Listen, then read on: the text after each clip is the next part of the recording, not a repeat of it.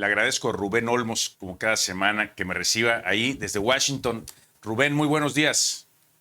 Hola Rodrigo, ¿cómo estás? Me da mucho gusto saludarte nuevamente. Muchas gracias por la invitación. Un placer estar aquí con tu auditorio. Oye, Rubén, cuéntanos un poco cómo ves la elección, cómo viste el desarrollo de la elección de Estados Unidos y cómo ves el resultado, ¿no? Pues mira, Rodrigo, la verdad es que han sido 2 semanas muy intensas para los que seguimos de cerca la política aquí en Estados Unidos. Por un lado, vimos muchas sorpresas, Rodrigo, en la elección y te explico por qué. Se habló, tú te acuerdas, en nuestro último programa, se hablaba, y las encuestas así lo señalaban, de esta gran ola azul. Acuérdate que el Partido Demócrata es de color azul y el Sí. Partido Republicano es de color rojo. Se hablaba de esta gran ola azul el día de la jornada, el 3 de noviembre. Y la verdad es que no se dio esta ola azul.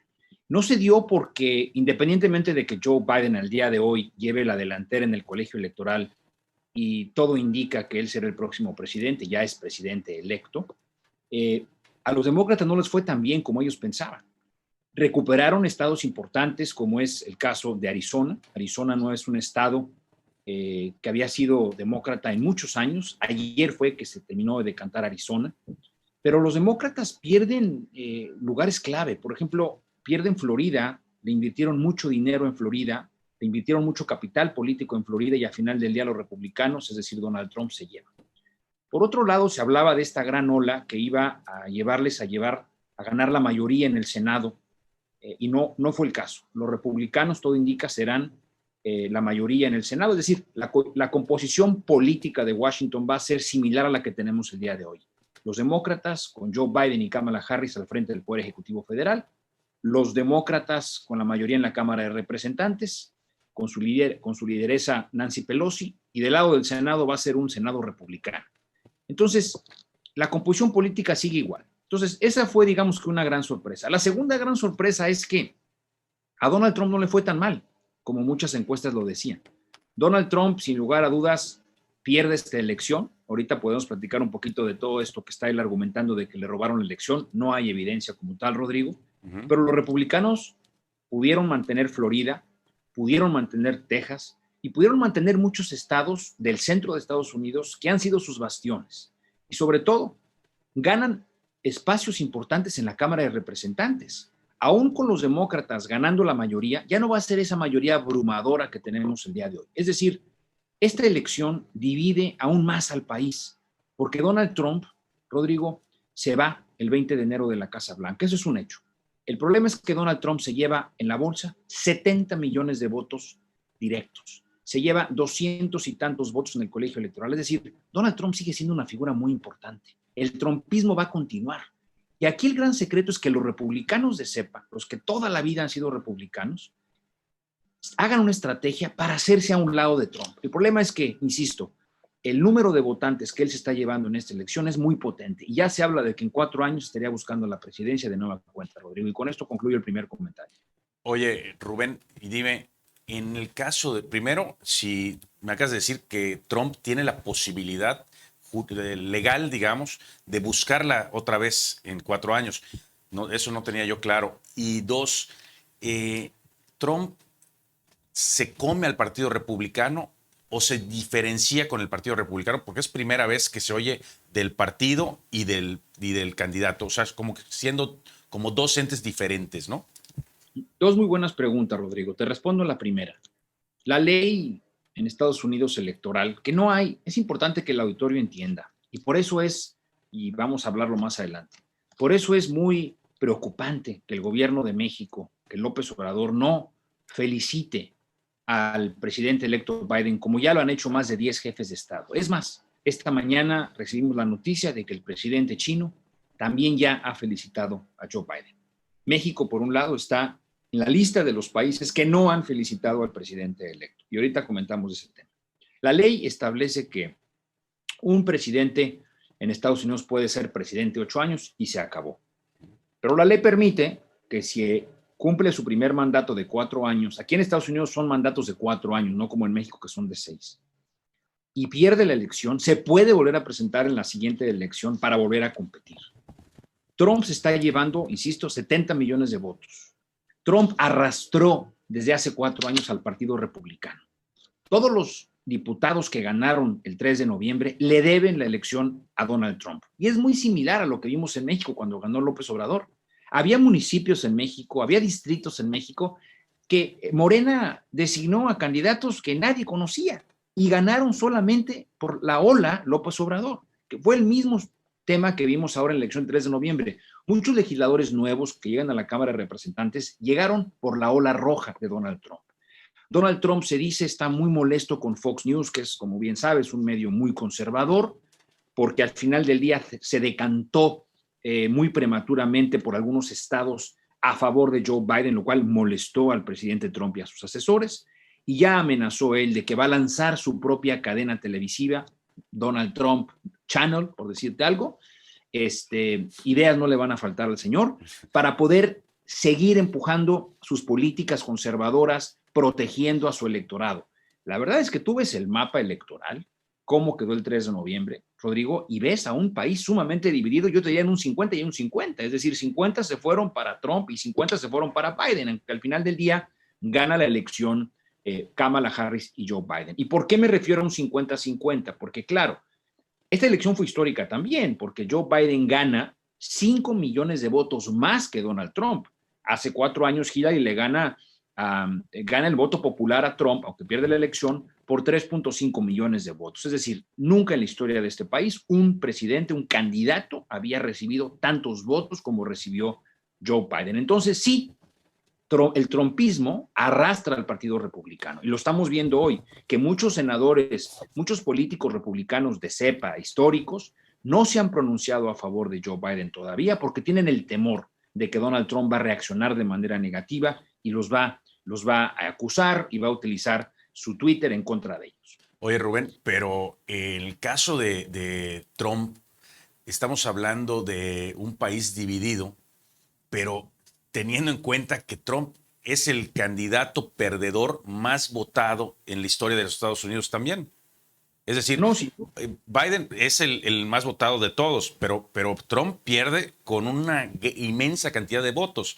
Eso deja a un país, digamos, todavía más enconado de un lado y de otro, o evidentemente dividido, que esto se puede ver reflejado más adelante durante el ejercicio de Biden o no.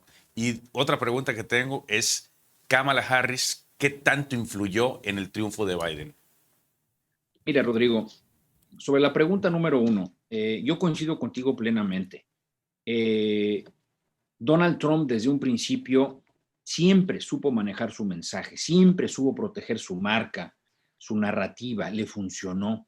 Tan es así que el resultado de la elección del 3 de noviembre fue como fue. Es decir, a pesar del pésimo manejo que se le ha dado al COVID-19, que hoy estamos contando estadísticas históricas. Esta semana hubo 2 días en que Estados Unidos rebasó los 100,000 contagios. Se va a volver a cerrar el país, se van a volver a cerrar muchas ciudades importantes y eso va a tener un impacto económico importante en algunos sectores como el turístico en México, porque muchos estados emisores de turismo hacia México van a cerrar. Una de las políticas que Biden va a anunciar en los próximos días, que ya empezó a dar señales, ya armó un gabinete de COVID-19 que lo está asesorando. Estamos hablando de médicos, estamos hablando de académicos, de especialistas. Ya está hablando con gobernadores para hablar de lo importante que es sacar máscaras nuevas, sacar utensilios médicos, porque el COVID está nuevamente en una segunda ola pegando muy fuerte. A pesar de todo esto que te estoy diciendo, el presidente Trump ganó muchos votos. Su electorado sigue fuerte, sus seguidores siguen fuertes, lo escucharon. Él les pidió ir a votar el día de la jornada y salieron masivamente a votar. Fue una participación electoral igual, récord, más de 65% de la población salió a votar, de los votantes, de la gente que puede votar, ¿no? La gente que está registrada para votar, 65%, es una estadística bastante alta. En el caso de Kamala Harris nuevamente hace historia porque por un lado no hay que olvidar, Kamala Harris fue contrincante en la primaria contra Joe Biden y en el primer debate hubo un debate muy fuerte entre ellos dos, hubo intercambios muy fuertes, inclusive ella acusó a Joe Biden de ser racista con ella y con la comunidad afroamericana. Lo que es importante resaltar, Rodrigo, y creo que en alguna ocasión te lo comenté, Joe Biden se catapulta y gana la candidatura demócrata por el voto afroamericano.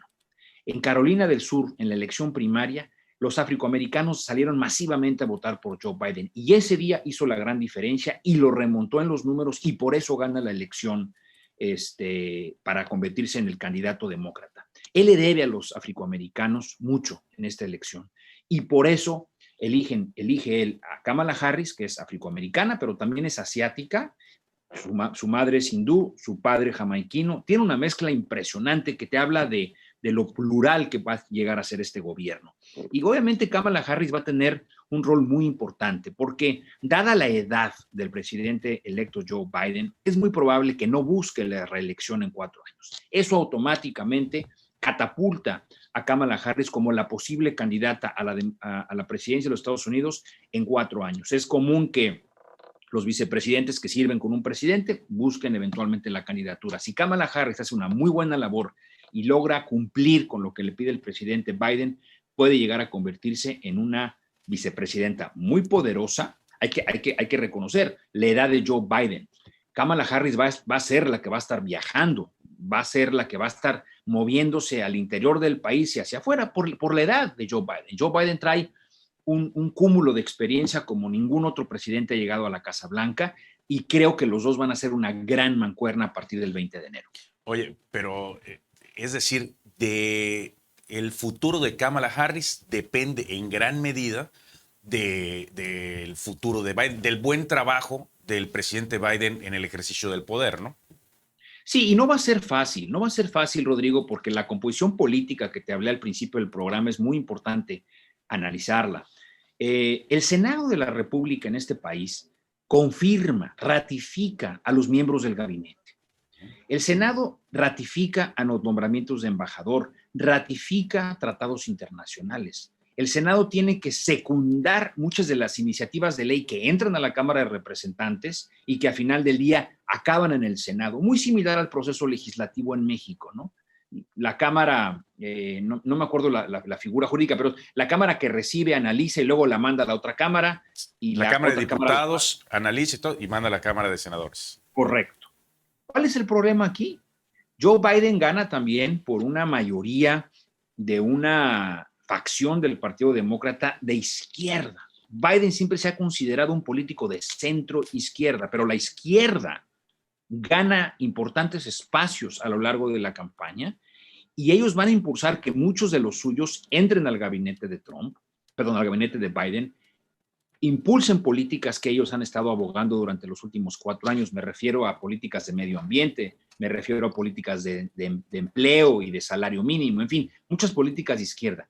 Pero se va a encontrar Joe Biden con una pared en el Senado, porque el Senado va a ser una mayoría republicana.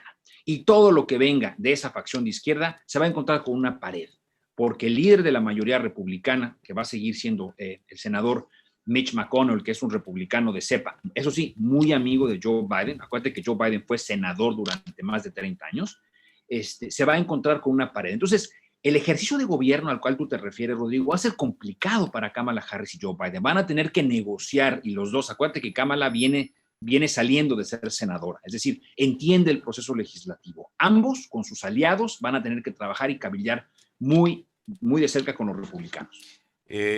Oye, Rubén, en el caso de que el presidente ¿hay algún mecanismo jurídico para que si el presidente Trump no quisiera salir de la presidencia y decir, con esto que está diciendo que ganó él y que hubo fraude y tal, pudiera pasar algo? ¿Hay algún mecanismo poderlo, pues hoy sí que echar de la Casa Blanca? Pues mira, no, eso nunca ha pasado, ¿no? Pero no hay fundamento en este momento para tirar la elección, ¿ok? Lo que yo veo es lo siguiente, ¿no? La primera semana de diciembre el colegio electoral se reúne y va a definir quién ganó la elección, ¿ok? Eso para el 15 de diciembre ya vamos a tener el colegio electoral contando los votos hasta el final y va a decretar que la ganó Joe Biden y Kamala Harris, ¿ok? El 1 de enero entra la nueva legislatura, alrededor del 10 de enero la nueva legislatura ratifica y oficializa que Joe Biden es el próximo presidente. El 20 de enero, por ley, entra el nuevo jefe del Poder Ejecutivo Federal, en este caso Joe Biden. En ese momento, La autoridad total la tiene el presidente electo, que ese mismo día juramenta. Si por algo, que no creo que sea el caso, no se llega a mover de la Casa Blanca, la autoridad entrante tiene la facultad de removerlo literalmente con la policía.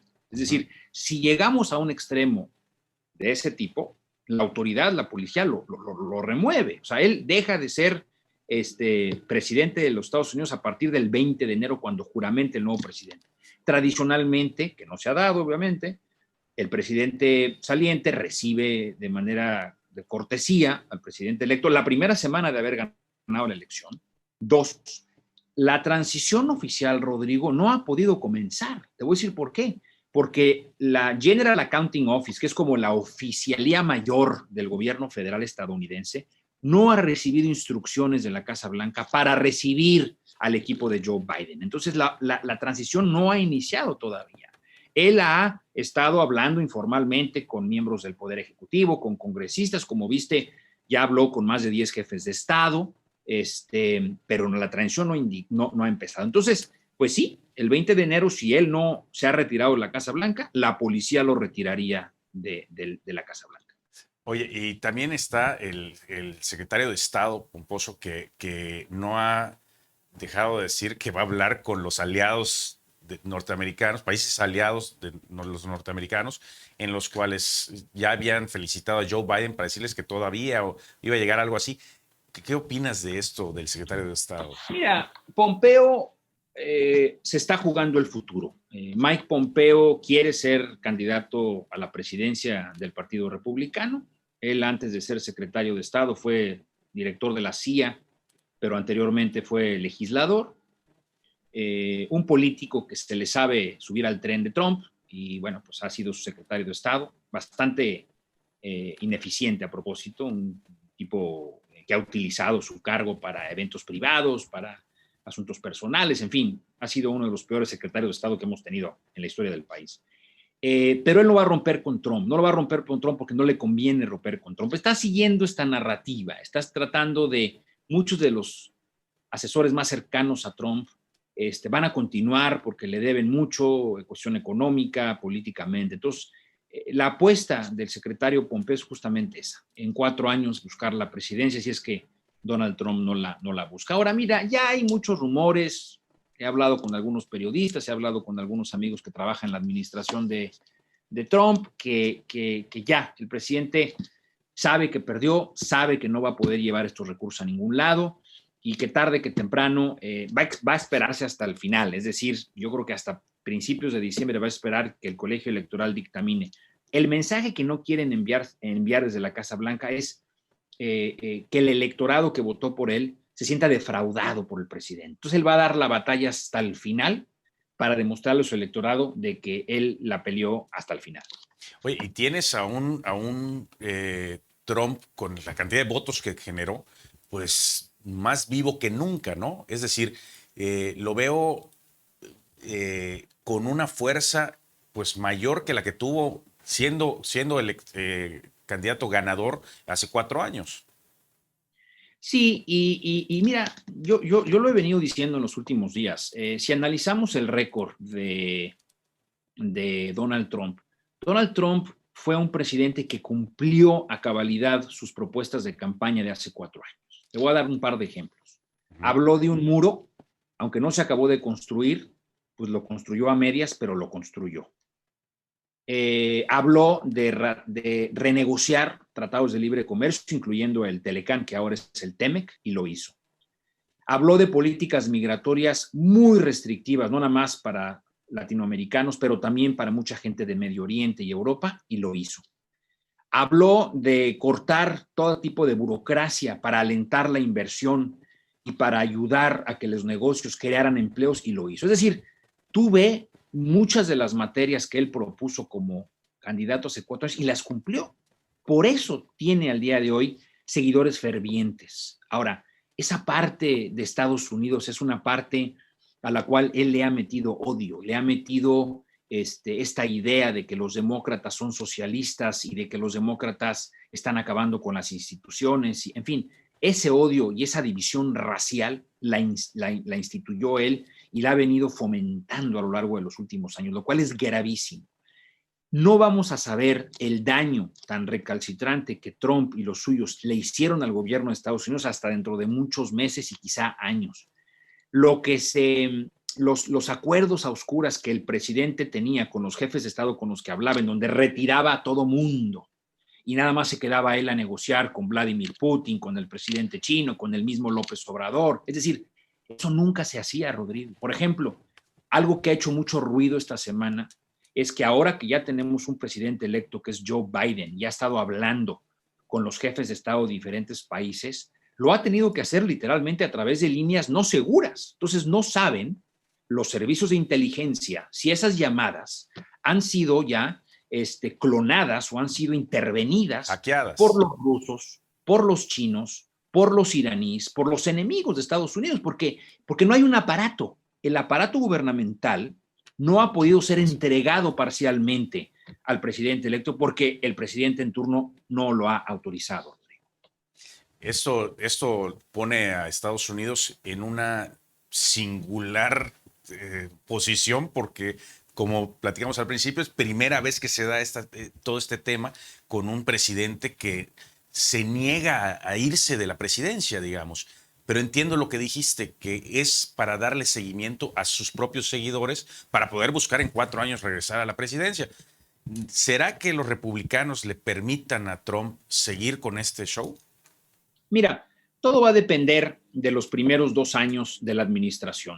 En 2 años vamos a ir a elecciones otra vez para elegir miembros de la Cámara de Representantes, algunas gubernaturas, algunas capitales irán a elecciones locales. Todo depende de cómo la agenda de Biden se encuentre en 2 años, de cómo le va a los republicanos en 2 años. Es muy común que después de los primeros 2 años de un nuevo presidente, la Cámara cambie de color, ya sea a favor del presidente o en contra.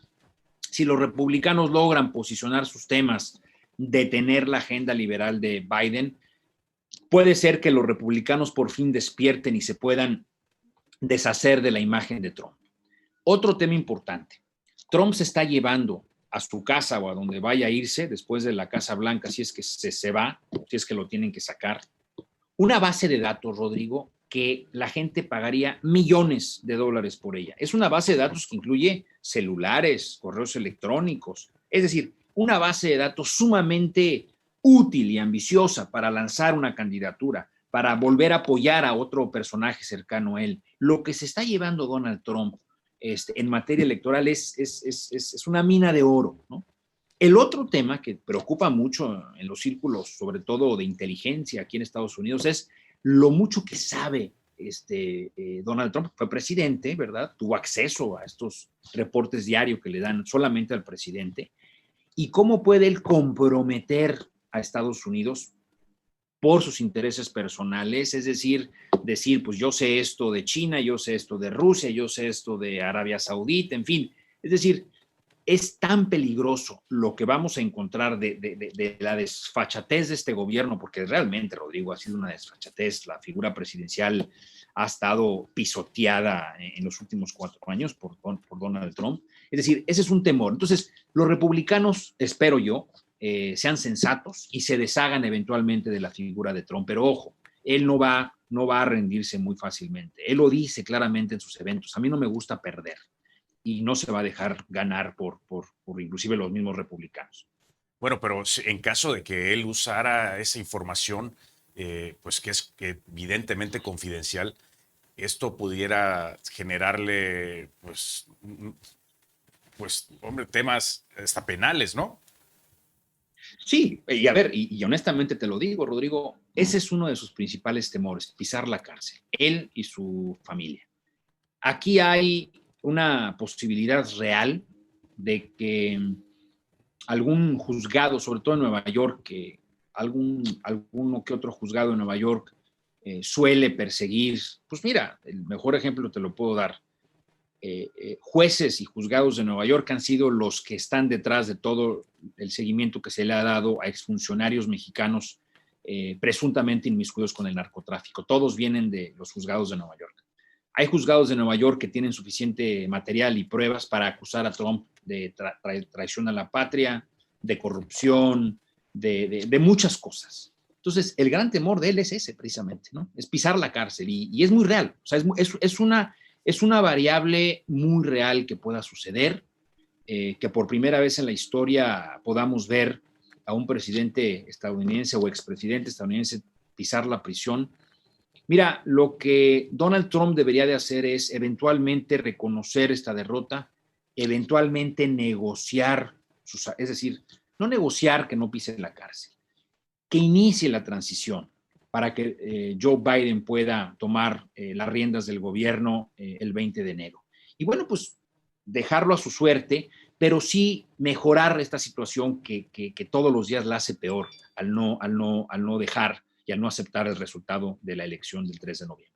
Oye, Rubén, y por último, si me permites, ¿cómo queda México si no felicita a Biden, si no, o sea, cómo queda, digamos, México, los mexicanos, cómo quedan con el nuevo gobierno, la nueva administración de Joe Biden? Mira, es una muy buena pregunta, Rodrigo, y déjame ver cómo te la contesto para ser muy objetivo. Yo tenía y sigo teniendo la impresión de que el presidente tiene dos extraordinarios asesores en materia de política exterior. Uno es el canciller Marcelo Ebrard, que es un internacionalista de carrera y, y bueno, alguien que ha manejado las cosas de manera muy pragmática. Y por otro lado, la embajadora de México en Washington, Marta Bárcena, que está casada con el tío de la esposa del presidente, es decir, la embajadora Bárcena es una diplomática de carrera. Me dicen, ¿verdad? Me dicen que los dos le recomendaron al presidente López Obrador reconocer el triunfo, pero que prosperó más los consejos que le dieron algunos no especialistas en Palacio Nacional en política exterior y privilegió lo que estos especialistas o asesores le dijeron.